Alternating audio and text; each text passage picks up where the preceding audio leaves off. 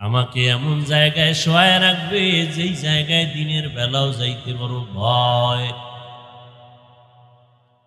ওই বাঁশবাগান, ওই জঙ্গল যেখানে সাপ বিচ্ছু থাকার জায়গা,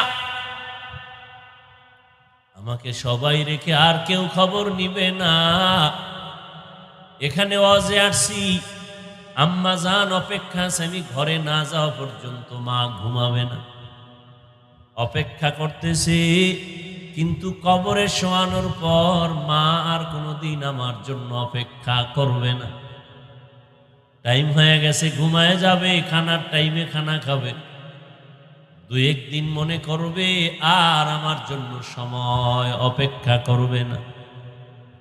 ওই অন্ধকার কবরে আমি একা, আমার এত আপন কলিজার বন্ধুটা পর্যন্ত মোবাইল থেকে নাম্বারটা ডিলিট করে ফেলল। আপন